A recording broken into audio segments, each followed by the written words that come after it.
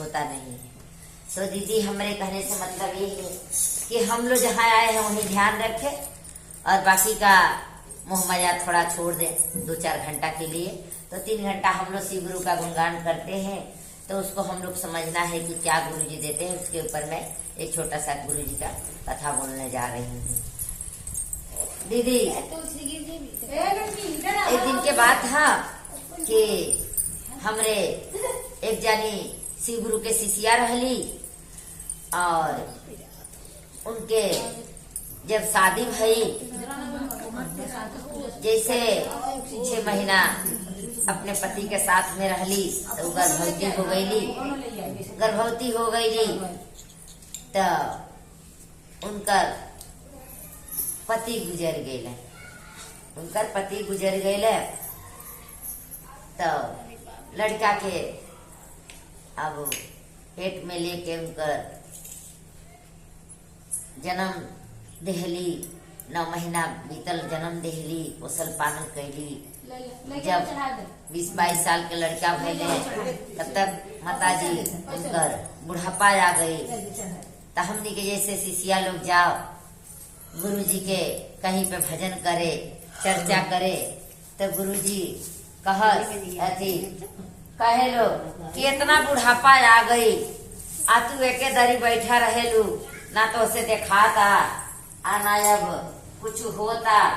ऐसा कर कि लड़का 20-22 साल के हो गए, शादी कर और एक रोटी बनावे के घर में आ जाई और तोहरे भाव भजन गुरु जी के चर्चा में जाए के टाइम मिल जाई। जवानी पे है दीदी सब दिखेला, लेकिन बुढ़ापा पर का दिखेला? अपने भाव भजन दिखेला कि अपने अंतिम संस्कार था जब होई तो शिव गुरु साथे जाइए, बाकी कोई न जाए। एक तन के कपड़ा भी यही उतर आ जाये, जमन कुछ बा घर द्वार सोना चांदी पेटी बक्सा धन दौलत सब यही उतर आ जाये। सिर्फ साथ में इहे वहां मिली है, कोई ना मिली। तो गुरु बहना लोग के बात मान ली और लड़का के देखनहरू आये, अपन दिन बार उठ के शादी उदी कर देहली। शादी कैले के बाद बहुत सुंदर उनकर पतोही आये, जैसे ऐसे आये कि बेटी के उनके श्रद्धा पूरा करे आये। उनके ही ना महसूस हो गया कि हमारी बेटी ना बिया।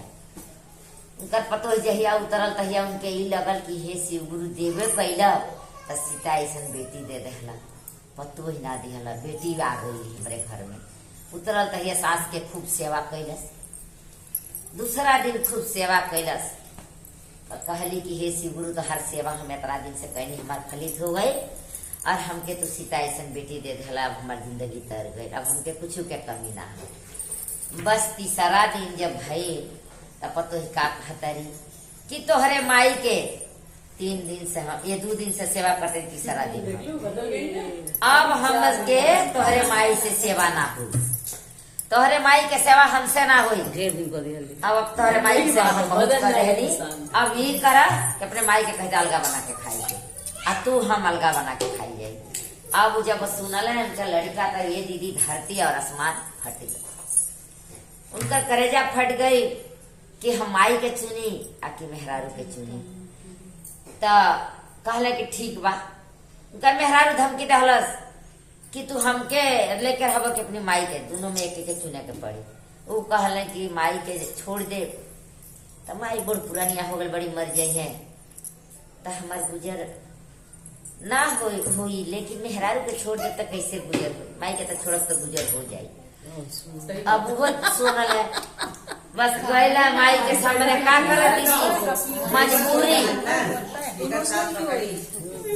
मजबूरी ऐसा चीज दीदी कि महतारी के बेटा बेटी के त्यागे के पड़ जाये। ऐसे कि माई के बुढ़ापा आ गई, माई मरियो जे एक बार नाहियो खाइए तब वो चली, लेकिन मेहरारू एक बार ना खाइए तब मुंह धोइया दतवन करइया, खाना पिया, पानी पिया, का भइल माई ऐसा दुश्मन अब मेहरारू ऐसा ही संसार में कोई ना बा। माई अगर एक खटिया पर रही है ना दीदी 2 बेर नाइयो खाए तो बेटा ना पूछे जाए कि का भइल, लेकिन मेहरारू के अगर मन तक तनकी से 2 बेर तो पूछे माई कुछ कहलस हिया खैलू है बुखार भइल बा, कपार बसता और ना तो मेहरारू अगर कहियो दी कि नहीं तो जाके माई के कहे करे का कहले का कहले कुछ कहले हो कुछ ना कुछ कहबे करिए माई के। तो वैसे हे शिव गुरु सबके बेटी और बेटा के तू ज्ञान दी है कि केहू के माई के संगे केहू के मेहरारू के संगे ऐसे ना होके।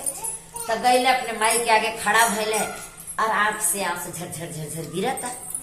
ई सोचता रहे कि माई से कहीं तक आ कही कैसे कहीं कि माई के अपन बनावा खा।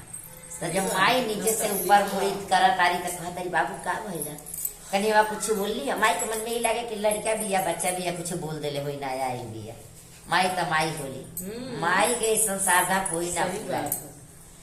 तब कहता नहीं माई तो कहली तब का भइले कितना रोता रहा तो कुछ कहले होई लड़का बच्चा हाथ मुँह करे वजह से कह के माफी मांग कहले नहीं माई वो कुछ ना कहलसिया हमके ना कर से तोहके कहलसिया।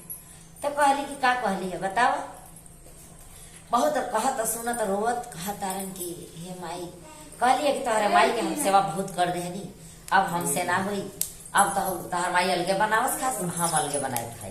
कहली कि अरे बाबू तोहरे खुशी में हमरे खुशी बा जा तो तुम जना बनाओ लो खा लो हम अपन बनाए खाए।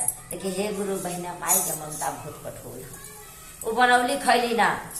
गुरु बहना लोग का बात याद आवत रहे उनके याद रहे कि जाए भले बढ़ जात है तो कहा अब हम से चर्चा में जाए गुरु लोग बहना लोग के संगे चर्चा करब जो पर प्रसादी मिली तो खाए हमार दिन निकल जाये लेकिन हम अलगा ना बनाई। अब रात भर सुतली खुद बिहाने गुरु बहना के लगे गई कहली कि हे दीदी कहीं चर्चा हुई तो हमके बताइए। कहली हाँ दीदी के संगे चर्चा है आ जाइए ये दिन आइया हमारे संगे चल चलिए। अब वो सुबेरे गईली चर्चा में से अली अब बताई कि रात सुबह गईली दीदी